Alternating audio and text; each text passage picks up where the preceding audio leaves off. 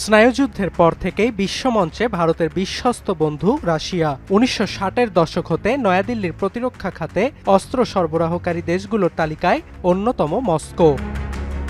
এমনকি ২০২২ সালের ইউক্রেন যুদ্ধ শুরুর পর যুক্তরাষ্ট্র ও পশ্চিমাদের হুঁশিয়ারির তোয়াক্কা না করে মস্কো থেকে অপরিশোধিত জ্বালানি কিনছে মোদি প্রশাসন।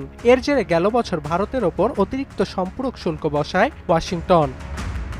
তবে ইরান যুদ্ধের জেরে ভূরাজনীতি ও অর্থনীতি যখন টালমাটাল, ঠিক তখন গেল বছরে স্বাক্ষর হওয়া প্রতিরক্ষা খাতের দ্বিপাক্ষিক চুক্তি reciprocal exchange of logistics support বাস্তবায়ন শুরু করেছে মস্কো ও নয়াদিল্লি। ৫ বছর মেয়াদী এই চুক্তির আওতায় উভয় দেশ একে অপরের ভূখণ্ডে সামরিক ঘাঁটি স্থাপনের সুযোগ পাবে।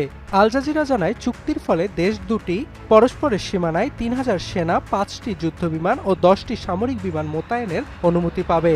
নোভা এলইডি টিভি, ঝকঝকে ছবি, নিখুঁত শব্দ, 5 বছরের ওয়ারেন্টি। নোভা মানি সঠিক মান, নিশ্চিত সেবা। বিশ্লেষকরা মনে করছেন, চুক্তিটি মস্কোকে ভারত মহাসাগরে প্রবেশের সুবর্ণ সুযোগ দিচ্ছে। এর ফলে রুশ জাহাজ ও বিমানগুলো এশিয়ার জলসীমায় দীর্ঘদিন ধরে মোতায়েন থাকতে পারবে। এখন পর্যন্ত ভারত মহাসাগরে সামরিক ঘাঁটি বা অন্য কোনো অবকাঠামো নেই মস্কোর। বিপরীতে ভ্লাদিভস্তক থেকে মুরমানস্ক পর্যন্ত আর্কটিক অঞ্চলে প্রবেশের অনুমতি পাবে নয়াদিল্লি। দীর্ঘদিন থেকে নয়াদিল্লির প্রত্যাশা ছিল পশ্চিমা দেশগুলোতে নিজেদের সামরিক শক্তির জানান দেয়া। চুক্তিটি শুধু ভারতের শক্তিমত্তারই জানান দেবে না, বরং আর্কটিক অঞ্চলে নয়াদিল্লির উপস্থিতি নিশ্চিতভাবে প্রতিপক্ষ চীনের জন্য চ্যালেঞ্জ হয়ে দাঁড়াবে। গেল বছরের ফেব্রুয়ারিতে ৮ বছরের আলোচনা শেষে প্রতিরক্ষা খাতের দ্বিপাক্ষিক এই চুক্তিতে স্বাক্ষর করে রাশিয়া ও চীন।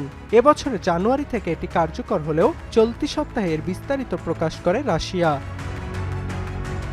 তবে শুধু রাশিয়া নয়, যুক্তরাষ্ট্রের সঙ্গেও দ্বিপাক্ষিক প্রতিরক্ষা চুক্তি রয়েছে ভারতের। তবে এই প্রথম কোনো বৈশ্বিক পরাশক্তির সামরিক বাহিনীকে নিজেদের ভূমি ব্যবহারের অনুমতি দিচ্ছে মোদি প্রশাসন।